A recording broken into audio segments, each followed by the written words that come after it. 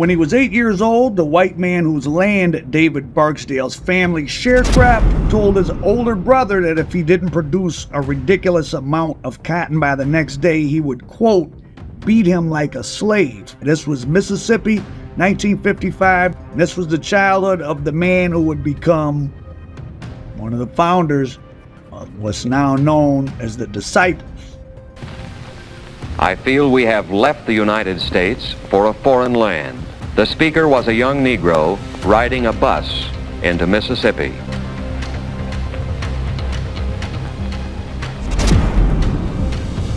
(1958), Chicago's Bronzeville neighborhood, the city's most important and original black area. The Barksdale family arrives there just as the University of Chicago and other developers seize control and push people out. The Barksdales moved to around 65th and Stewart, just a few blocks away from what's now known as O Block. The community of Inglewood, centered around 63rd and the Dan Ryan Freeway, ground zero for the Disciples, and also some other interesting Chicago history. Emmett Till lived in the area until he went back to visit Mississippi. And while King Von may or may not be a serial killer, America's first officially documented serial killer, H.H. Holmes, built his murder castle at 63rd and Wallace, one block down from 63rd and Normal, which is Lamron spelled backwards, which I'm sure you've heard mentioned in the songs. According to original research done by Professor Lance Williams, author of this book, King David and Boss Daley, about longtime Chicago Mayor Richard Daley and David Barksdale and the melange of gangs, politics, and social movements in the mid to late 1960s, the name Disciples came about in early 1963 when the 65th Street Boys, who weren't yet a gang that Barksdale ran with, they had a brawl with the Inglewood High School football team, which they handily won. Some older guys in the neighborhood, perhaps affiliated with the gang called the King Cobras, told the 65th Street Boys they should become an official organization. Now, David Barksdale was away at the time, even though he was a leader. He was in juvenile detention, and he wasn't there the day they voted on the name Devil's Disciples. Now, David Barksdale was away in juvenile detention at the time in early 1963 when this fight occurred, and they voted on the name Devil's Disciples, and he actually didn't like it when he got out. And ironically, none of the local shops, when they're going around trying to get their gang jackets made, would sew the word devil on, and they were just going around with jackets that said Disciples. Now, King David, aka David Barksdale's short life intersected with Dr. King's, Jesse Jackson, Fred Hampton of the Panthers, crooked cops, Chicago Mayor Richard Daley, radical religious leaders, and of course, Larry Hoover. And that's how I took over the syndicate, Blackstone Syndicate Ranger, that I was in play with hundreds of guys. Now, the Blackstone Rangers, later to become known as the Black Peastone Nation, were the first gang nation to take shape. They were headquartered in Woodline, which is just east down 63rd from the Disciples' turf. Well, I just told you we stepped away from the Blackstone, so they was mad. They was upset. Then we surrounded by Disciples. Yeah, we surrounded by Disciples. On 95th, we was surrounded by, I think, 3 different disciple organizations at that time. By 1964, the Disciples' Blackstone Ranger feud was already getting serious. There were 8 disciples shot on that corner in that year. On this corner here, 65th and Woodlawn. This was the Gaza Strip, and This was the Gaza Strip? this was the Gaza Which Strip. meant what? To the west was the Disciples, to the east was the Rangers that grew into the Peastone Nation. And the disciples would come over here, challenge the Rangers, and 8 of them got killed on the corner where those challenges took place. Right. Of where persons were dragged out of their house, one out into the alley, made him beg for his life, and killed him in cold blood. August 8th, 1964, Chicago police arrest 63 Blackstone Rangers at Mount Carmel High School at the corner of 64th and Harper. They had been planning to attack the Disciples at the Bud Milliken Parade, which is a huge parade in Chicago It's the second largest parade in the United States after the oh-so-famous Rose Bowl. July 28, 1966, more than 350 disciples assemble at a YMCA.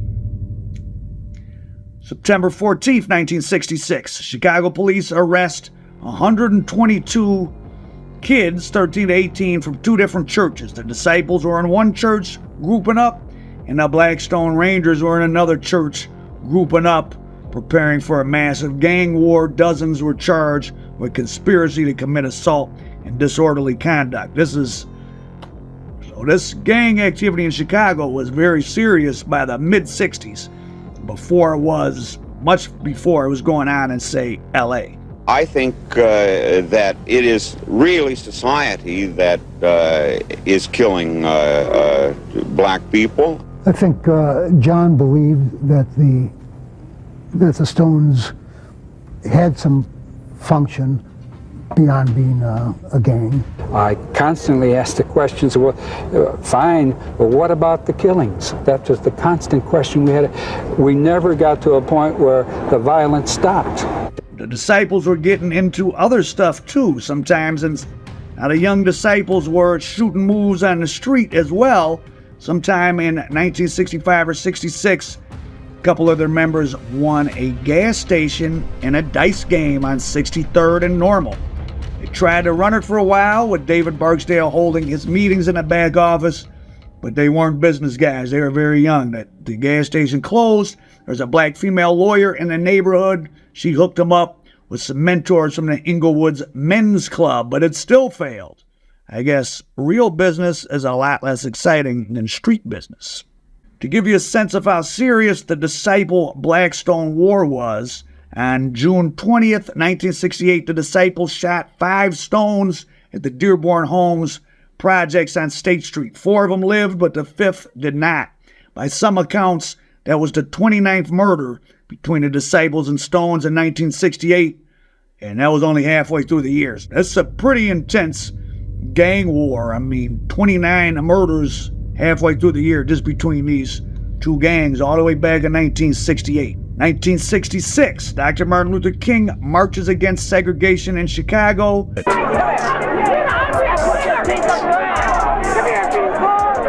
I've been in many demonstrations all across the South, but I can say that I have never seen, even in Mississippi and Alabama, mobs as hostile and as hate-filled as I've seen in Chicago. The Disciples provided some of the security for Dr. King, but after being pelted with rocks and bottles by racist whites in Cicero, a Chicago suburb, Barksdale's crew told Dr. King that they wasn't going to turn the other cheek in the future. They were going to hit back. Needless to say, their time with King's nonviolence movement then came to an end. But King also left Chicago. It was one of the few places he was considered himself to have failed. He was run out of Chicago without having accomplished much by the white antipathy to what he was trying to do. April 4th, 1968, Dr. Martin Luther King is gunned down in Memphis.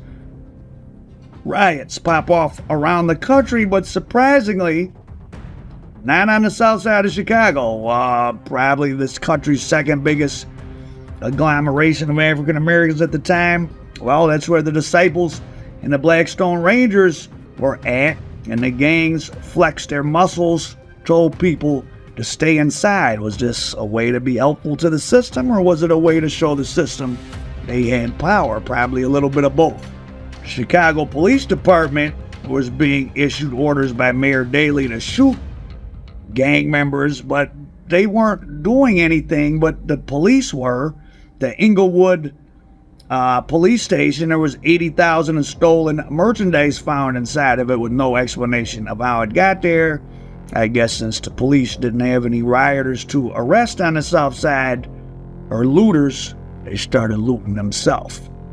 Now, a couple days after Dr. King's assassination, when things were still tense, on April 7th of 68, 1,000 disciples, kind of amazing to think of this, but probably like 1,000 young guys grouped up and they marched down 63rd to Midway Park into the Woodlawn neighborhood. They were going to meet with the Stones to have a peace treaty. The National Guard got in front of the Disciples, tried to stop them. Disciples told the guard and the Chicago police, if you're not going to shoot us, get out of the way. Well, they got out of the way, and 2,000 young black male organization members met right there at the edge of Woodlawn and Inglewood, and that showed the city of Chicago they had power, numbers, and organization.